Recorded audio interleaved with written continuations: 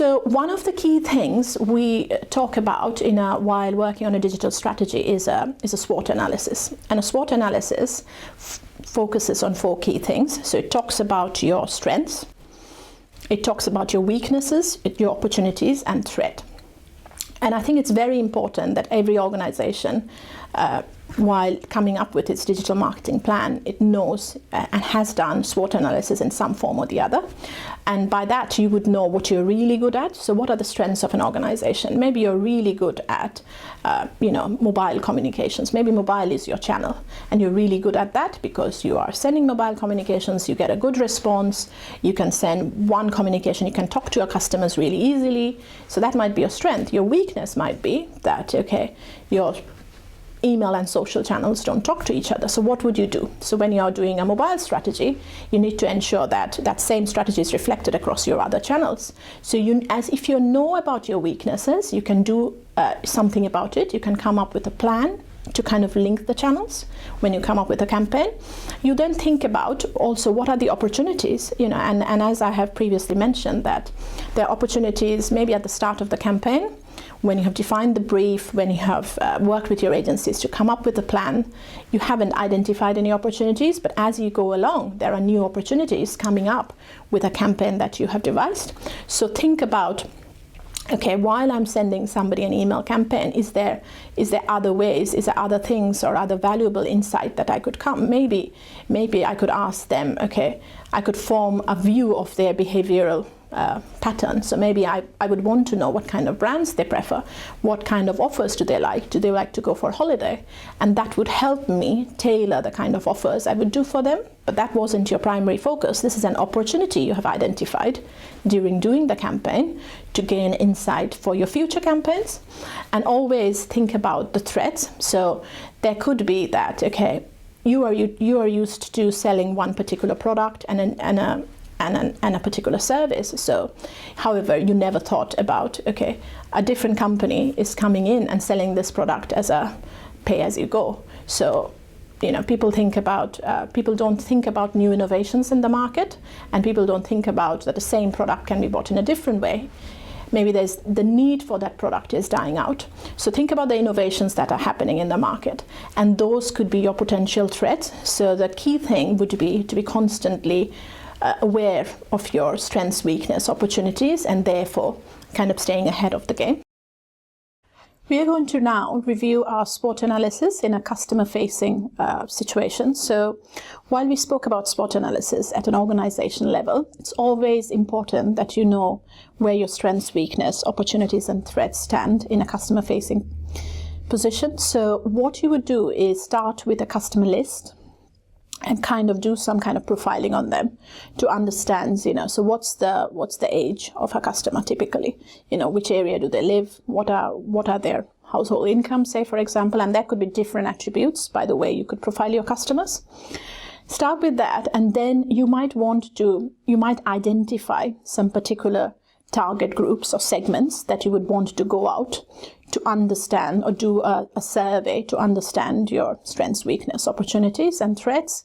So there are different kinds of surveys that are in place. People do focus groups, people do open-ended surveys, they do research, they kind of give a survey on a paper to customers, they do surveys online, they kind of invite a group of customers, a forum, where they have customers or prospective customers coming up and talking about one another and kind of giving feedback. And by doing that, you would know, what are customers thinking about your product or service? What are the key areas where they distinguish themselves? What do they think about your brand? And what are some of the weaknesses and opportunities there? You would also see that their customers talk to themselves naturally. So there are forums where you could create and see maybe customers talking about a Christmas campaign that's done by one of your competitors. So these are avenues where it would help you to learn what are they thinking about your competitors, and is there an opportunity there. So always kind of ensure that you review your SWOT in a customer-facing or a customer-centric way so that you're aware and listening to what your customers are saying. Next thing we would talk about is how do you review your SWOT analysis, and you would constantly want to evaluate it and review it in maybe a quarterly, in a half-yearly basis, and kind of ensure that it is current and it is fit for purpose.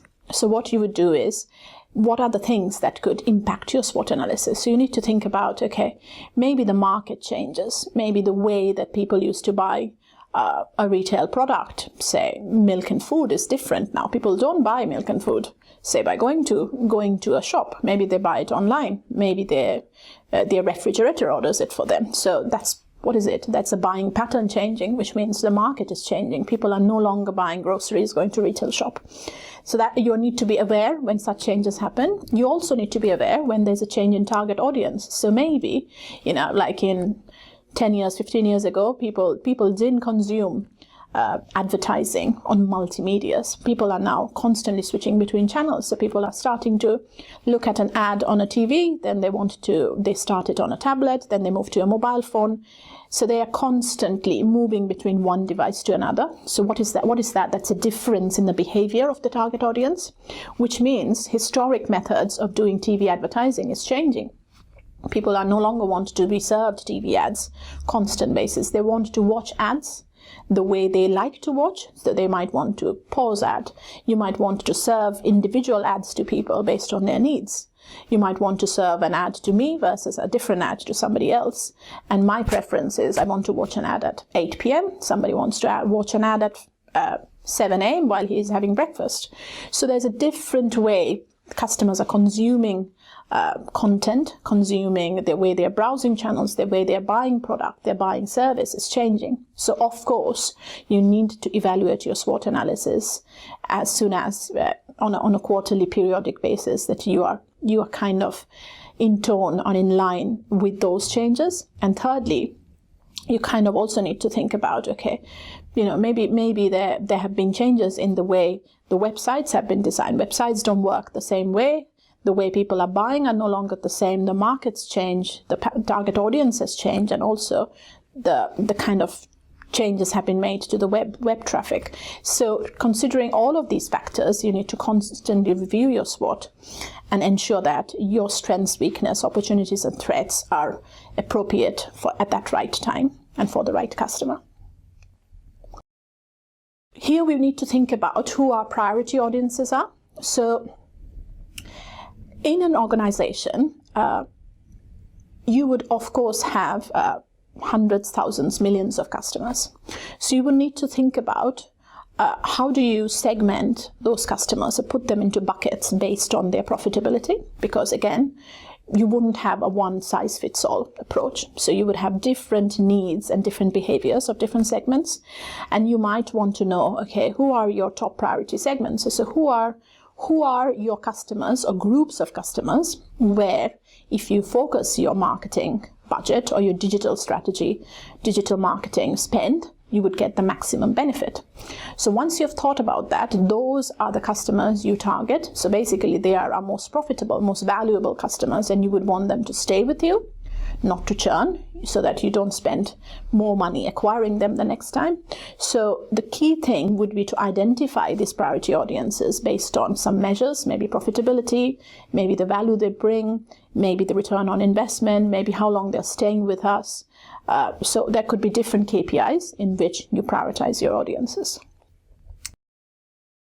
So then you need to also think about how do you rank your priority audience? And the two factors that you need to think about while you rank them is the value they deliver. So are these audiences delivering the best number of sales or the highest profit? So what is the value they're bringing in? Or maybe they're staying with me for longer. So maybe a customer is loyal to me. They're staying for me for 10 years. Therefore, I don't need to spend as much money retaining them or going to bring in external customers. So that's the value they're delivering. Also, you need to think about for a digital marketing plan is accessibility, because as you think, one primary need is people should be able to consume your media in a digital channel. So people need to access, they need to have an internet, they need to have a tool, a TV or tablet or a mobile to access your email campaigns, your website traffic. So accessibility is another key criteria, and you need to think about these criteria while you're prioritizing your audience, because if they don't do one or the other, you wouldn't put them in the priority bucket and you wouldn't spend your marketing budget on these audiences. What we also do is we come up with something called an audience persona. And what you mean by that is there's a different way customers behave, and you can create almost like an image of a customer. And then that image can be based on, their demographic information, so maybe their age, their gender, their height, weight, etc. It could be decided by where they live, the income, the amount they earn, the newspapers they read, or it could be based on motivations, what motivates them. Maybe somebody really likes, going for ski holidays. Maybe somebody's really interested in adventure sports. Somebody's really interested in a spa day. So there's different ways you can create your audience personas, and there are agencies, there are specialists in the market to help you do that. Because creating this audience personas is very important, because then okay, so for this particular group of customers, this is the language I'm going to use, because this is my customers who like, they like long communications, they like to read their content, they want to mull over it, they want a bit of hand-holding, they want people to give them the assurance that they are here to be looked after. And there could be another different audience who say, they are really net savvy, they know exactly what they want, they're quite to the point, they do their own research, and they can exactly serve themselves by going online. So you don't need a customer helpline for them, you don't need to call them. So this is the way you tone or you tailor your messages, your campaigns based on the different segments or different audience personas you have created by doing, a day in the life of, demographic information, preferences, etc. Okay, now as we spoke about audience persona, you also need to think about what channels you would target these audiences with. So there are different ways, people are consuming content in different ways. Now there could be a group like under 18 to 25 who are constantly on, Instagram, Facebook, Snapchat, and all they're doing is they are in a world where they are on this social network. And they are constantly consuming information, digital media, they are sharing with their friends, they're forming a network, they're creating likes. So what marketing advertisers and marketing organizations need to be able to create content where you tailor this content for these audience, where maybe it's user-generated content. Maybe you do a campaign where you tell customers to provide photos or selfies of themselves on Valentine's Day. So maybe that really energizes and tells your audience that they are a part of their campaign, and that might be more suited to an under 18 to 25 rather than a over 50s. So again, you need to think about, which channels are these audience personas using, and how are they consuming content, what are their preference, what is their day-to-day pattern on the internet. Then you think about, say, users 25 to 40. Maybe they're looking about, they're looking on LinkedIn, Facebook, maybe they're using multi-channels, they're moving from one media to the other, and you need to think about, okay, how do I ensure that they see my campaign, whatever they're seeing in a banner advertising. While reading a newspaper, they're seeing exactly the similar kind of messages through my email content, through my Facebook content. Again, you kind of think about, you are users over 40, you kind of think, okay, is that what is appropriate for them? Maybe users over 40, I need to split them into different buckets. Maybe I need to do maybe a direct marketing campaign, a digital campaign for my over 40s, which says something different for my digital campaign for a 50 to 65. Again, you need to think about the preferences, the behavior, and the way they consume content across different channels and age groups, and accordingly tailor your campaign.